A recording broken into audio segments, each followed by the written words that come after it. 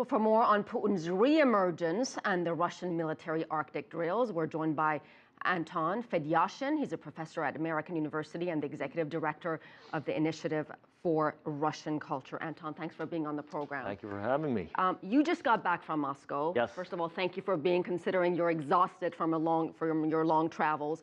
How much are people talking about Putin and where he was during this 10 days? Are they talking about it, or is it being covered in Russian media like the media in this country has been covering? Yeah, no, it wasn't covered in the Russian media, which focused on other events, and the big one, of course, being the Crimean annexation anniversary. But people in the street were certainly talking about it, and I heard a mix of confusion, of course, but also a lot of anger, in the sense that a lot of people are very supportive of Putin. His ratings are astronomical right now, and people were wondering where he could have disappeared and whether it means that he's planning on stepping down or if something had happened and why they're not being informed. So I imagine there's a lot of relief in most of Russia, where he really is enjoying an enormous amount of popularity. Interesting. Okay, so let's get to the Russian military exercises. Sure. We're talking about some 40,000 troops, 41 ships, 15 submarines, 110 aircraft. Right.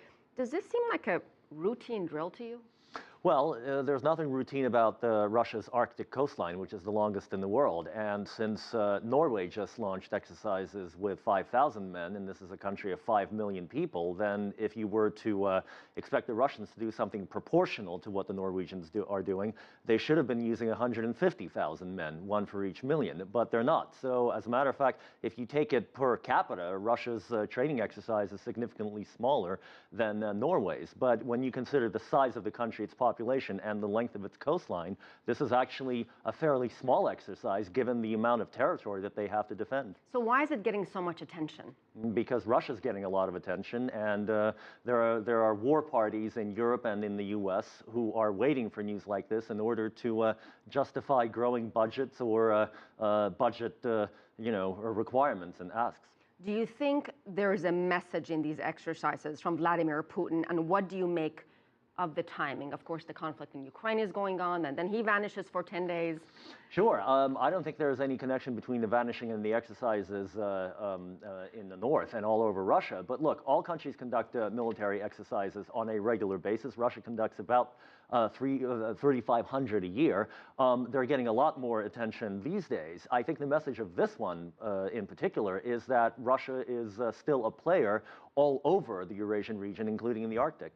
And do you anticipate more of these types of intense military exercises, especially because of what's going on in Ukraine and the rising tensions between Moscow and Washington and the West? I think we're seeing a lot of tit for tat, a lot of posturing on both sides. And so every time NATO does something, the Russians do something which is even bigger and wider in scale, which of course they can afford to do. Their army is bigger than any of the single NATO armies. So when NATO moves into the Black Sea, the Russians move into the Black Sea. And so as long as this posturing continues, we'll see this back and forth. The most important thing is for it not to become confrontational, but there's no sign of that going that way. So you're not really worried about this? You're not worried about rising tensions between Moscow and the West and where that could lead us No, I next? think we should all be a lot more worried about how the Ukrainian economy is going to be fixed, because without Russian participation, that's not going to happen. And so that's where the world should be focusing its attention, not on this posturing, which is inevitable. Okay, and I'm sure that'll be a discussion for another time. I'm Thank sure you so they will. much. Anton Fedyashin, we appreciate your time and perspective, sir.